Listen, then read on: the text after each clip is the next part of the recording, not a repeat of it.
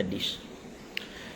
Jadi anak-anak dan sahabat-sahabat yang dikasihi sekalian, sedangkan dalam Al-Quran Allah Subhanahu Wa Taala dengan jelas menyebut tidak ada orang yang boleh memberikan syafaat melainkan dengan izin Allah Subhanahu Wa Taala.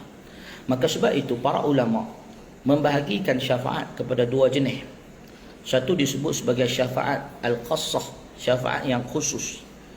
Yang kedua ialah syafaat ammah, syafaat yang berbentuk umum, am, kepada semua manusia, yang akan kita huraikan sebentar lagi. Baik, tetapi apa yang saya ingin jelaskan kepada anak-anak dan sahabat-sahabat yang dikasihi sekalian, Allah Subhanahu Wa Taala menegaskan bahawa tidak ada yang boleh memberi syafaat melainkan Allah izinkan orang tersebut. Sebagaimana yang disebut dalam surah Al-Baqarah, man zallazi yashfa'u indahu illa biiznih. Dalam ayat 255 dalam surah Al-Baqarah, man zallazi yashfa'u indahu, siapakah yang dapat memberikan syafaat di sisinya, illa biiznih, kecuali dengan izin dari Allah Subhanahu Wa Taala. Jadi sebab itu Allah Subhanahu Wa Taala telah menegaskan bahawa tidak ada yang boleh bagi syafaat kecuali dengan izin Allah.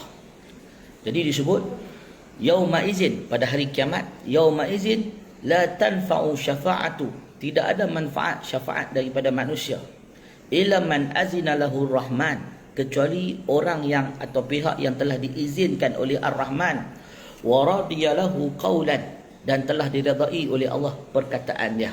Surah Taha ayat 109.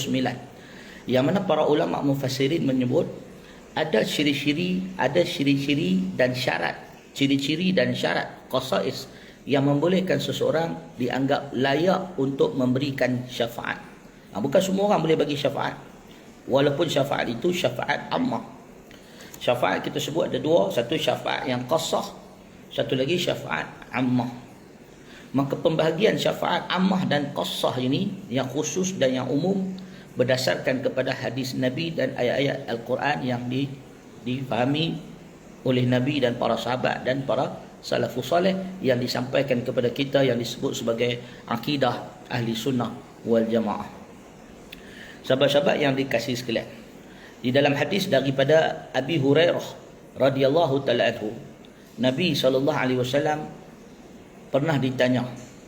Dalam hadis daripada Abi Hurairah, Nabi SAW pernah ditanya, ya Rasulullah, man as'adan nas bi syafa'atika yaumal qiyamah. Sahabat bertanya kepada Nabi, ya Rasulullah. Kata Abi Hurairah yang bertanya kepada Nabi, ya Rasulullah, man as'adan nas, man as'adun nas, siapakah manusia yang paling gembira, bi syafa'atika, dengan syafaat engkau, yaumal qiyamah, pada hari kiamat.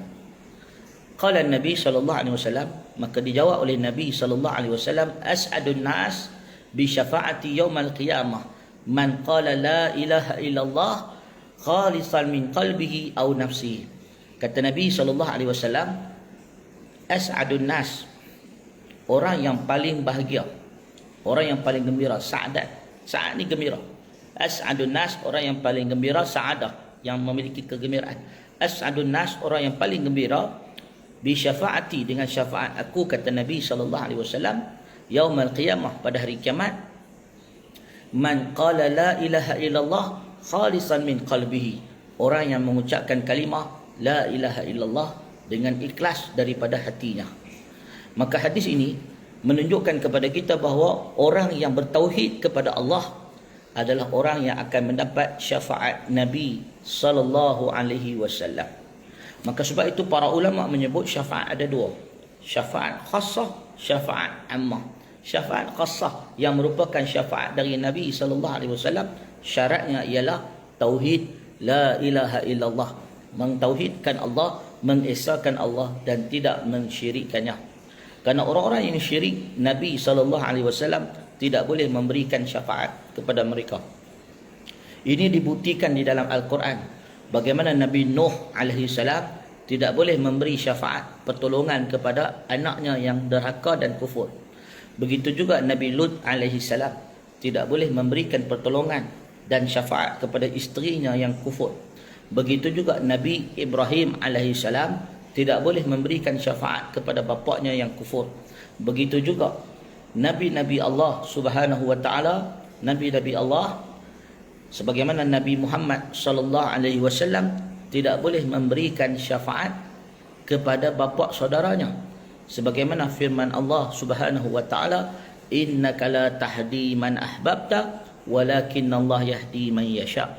Kamu tidak boleh memberikan hidayah kepada siapa yang kamu suka, walakinna Allah yahdi man yasha, tetapi Allah lah yang memberikan hidayah kepada siapa yang dia kehendaki. Maka ini juga menunjukkan kepada kita bahawa dalam bab hidayah, dalam bab syafaat, hanya dengan izin Allah, dan salah satu syarat keizinan itu ialah tauhid kepada Allah Subhanahu wa taala. Baik anak-anak dan sahabat-sahabat yang dikasihi sekalian, maka syafaat itu disebut bahawa terbahagi kepada dua, ammah dan qassah. Maka syafaat yang ammah ialah syafaat yang diberikan keizinan oleh Allah kepada semua manusia untuk membantu atau menjadi pemberi syafaat kepada saudara-saudaranya yang lain. Seperti anak akan menjadi syafaat kepada ibu bapa, seperti ulama atau orang yang menghafal Al-Quran akan menjadi syafaat kepada ahli keluarganya, orang yang mati syahid, dan orang-orang tertentu yang diizinkan oleh Allah pada hari kiamat membantu dan memberi syafaat kepada kaum kerabatnya atau orang-orang tertentu. Begitu juga disebut syafaat ammah, orang-orang yang saleh dan beriman daripada kalangan hamba Allah boleh membantu atau menyelamatkan sahabat-sahabatnya di dunia, saudara-saudaranya yang dibakar dalam api neraka, untuk dikeluarkan dan dimasukkan ke dalam syurga bersama-sama mereka. Ini banyak berdasarkan hadis-hadis yang sahih yang menyebutkan tentang dalil akan hal ini. Anak-anak dan sahabat-sahabat yang dikasihi sekalian, maka para ulama menyebut syafaat yang disebut sebagai syafaat pada hari kiamat, yang dikenali sebagai syafaat yang diberikan oleh Allah kepada Nabi Muhammad sallallahu alaihi wasallam ialah syafaat al-uzma. Syafaat al-uzma ialah syafaat yang terbesar yang diberikan kepada Nabi Muhammad sallallahu alaihi wasallam, yang membolehkan baginda membantu manusia pada hari kiamat ketika mana mereka menunggu permulaan hisab dengan waktu yang sangat panjang. Disebabkan kerana tidak tertahan dengan waktu yang lama menunggu di padang mahsyar, maka Nabi SAW didatangi oleh manusia yang beriman, didatangi oleh khalayak ramai, orang ramai dan sebagainya, mengadu kepada Nabi setelah mereka memohon kepada rasul-rasul yang terdahulu dan semuanya ditolak. Setelah mereka mendatangi Nabi SAW, maka Nabi menghadap Allah Subhanahu wa taala meminta supaya dimulakan hisab dan disegerakan hisab. Maka syafaat yang diberikan kepada Nabi SAW ini disebut sebagai syafaat al-uzma, syafaat yang terbesar yang diberikan oleh Allah kepada hamba-hambanya. Dan syafaat yang dimiliki oleh Nabi SAW memiliki pelbagai fungsi. Bukan sahaja untuk menyelamatkan manusia pada hari kiamat dengan seksa menunggu permulanya mahsyar atau seksa kerana menunggu hisab, tetapi syafaat Nabi SAW memiliki kegunaan-kegunaan yang pelbagai. Disebut oleh para ulama di antara kegunaan ataupun disebut di antara peranan syafaat daripada Nabi SAW yang disebut syafaat as-sabitah, syafaat yang sabit daripada Al-Quran dan hadis, ialah syafaat Nabi SAW dapat membantu orang-orang yang beriman memasuki syurga dan selamat dari api neraka. Syafaat ini dikenali sebagai syafaat fi dukhulil mu'min al-jannah, syafaat memasukkan orang yang beriman ke dalam syurga. Ada orang dia pada hari kiamat amalan dia tidak cukup untuk masuk syurga. Dengan syafaat daripada Nabi, campur tangan dari Nabi yang disebut sebagai bantuan dari Nabi dengan izin Allah, bantuan dan pertolongan dari Nabi dengan izin Allah, maka Allah Subhanahu wa taala mengizinkan Nabi untuk membantu, mempermudahkan urusan hamba Allah yang tertentu. Dengan sebab campur tangan dari Nabi memberikan syafaat, maka dia akan dapat masuk syurga. Begitu juga syafaat yang kedua disebut oleh para ulama, syafaat dari Nabi peranannya ialah li raf'id darajat, untuk meninggikan kedudukan seorang ahli jannah, seorang ahli syurga.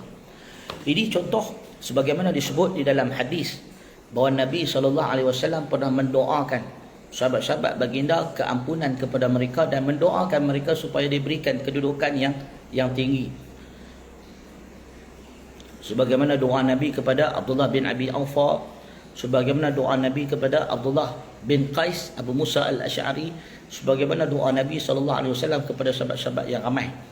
Yang mana doa Nabi SAW dan syafaat Nabi akan membolehkan seseorang ahli syurga daripada tingkatan yang rendah menduduki tingkatan yang tinggi. Li raf'id darajat, syafaat untuk meninggikan kedudukan. Jadi syafaat ini dari Nabi ada yang bertujuan memasukkan seseorang ke dalam syurga. Syafaat dari Nabi ada yang bertujuan untuk meninggikan kedudukan seseorang dalam syurga. Mana dulu tingkat bawah dinaikkan ke tingkat atas. Begitu juga syafaat Nabi SAW kepada seseorang hamba Allah untuk meringankan siksa. Orang-orang yang istahaqqun nar, orang yang istahaqqun nar disebut dalam hadis, dalam riwayat, asy-syafa'at liqaumin, syafaat Nabi kepada satu kaum, kepada manusia, istahaqqun nar, orang yang memang mereka ni berhak dapat siksaan api neraka, an la yadkhuluha, dengan syafaat Nabi mereka tidak perlu masuk neraka. Ada orang yang memang dia ahli neraka, tetapi dengan syafaat dari Nabi SAW maka dia diringankan supaya tidak keluar, supaya keluar dari neraka. Seterusnya syafaat dari Nabi SAW, syafaat orang yang memang kena neraka, kena siksa neraka, tetapi diringankan siksaannya, sebagaimana yang berlaku kepada bapa saudara Nabi SAW, iaitu Abi Talib, yang disebutkan dia adalah orang yang paling ringan menerima siksaan di dalam api neraka. Maka syafaat Nabi ada yang bertujuan masukkan orang dalam syurga, ada yang bertujuan untuk meninggikan darjat dalam syurga, ada yang bertujuan untuk menyelamatkan orang yang sepatutnya istahaqqun nar, orang yang memang kena masuk neraka, tak payah masuk neraka. Syafaat Nabi ada yang memang orang yang tak boleh keluar dari neraka, memang kena duduk neraka, tapi syafaat Nabi meringankan beban dalam neraka, iaitu syafaat Nabi yang bertujuan yuqaffiful azab, untuk meringankan azab orang yang duduk dalam api neraka, sebagaimana yang berlaku kepada bapa saudara Nabi iaitu Abi Talib. Manakala syafaat yang seterusnya, syafaat dari Nabi SAW yang meringankan siksaan dalam api neraka dan mempercepatkan keluar dari neraka. Syafaat yang seterusnya syafaat untuk orang-orang yang disebut sebagai orang-orang yang berdosa, al-mujrimin min ummat Muhammad sallallahu alaihi wasallam, orang-orang mujrimin, orang-orang yang zalim, yang mujrimin, yang banyak melakukan dosa, orang-orang yang melakukan kabair, dosa-dosa besar, tetapi dengan syafaat Nabi mereka dikeluarkan daripada neraka dengan cepat. Maknanya sepatutnya tempoh dia duduk dalam neraka mungkin 100 tahun, tetapi kerana syafaat Nabi dia dikeluarkan dengan cepat. Sebagaimana dalam hadis yang sahih daripada Nabi sallallahu alaihi wasallam, inna syafaati, sesungguhnya syafaat aku, likabairu min ummati, adalah untuk orang-orang yang berbuat dosa besar dari umat aku. Syafaat Nabi untuk pembuat dosa besar dari umat Nabi Muhammad sallallahu alaihi wasallam. Maka ini adalah antara contoh-contoh syafaat yang diberikan izin oleh Allah untuk berlaku kepada Nabi dan umat baginda sallallahu alaihi wasallam. Dan prinsip asas syafaat ini seperti yang kita sebut tadi, iaitu ia hanya berlaku dengan izin Allah. Hanya orang yang diizinkan oleh Allah, ia hanya berlaku dengan keizinan dari Allah Subhanahu wa taala. Maknanya Nabi pun tak ada kuasa, tak ada kelebihan kecuali dengan petunjuk dan keizinan dari Allah.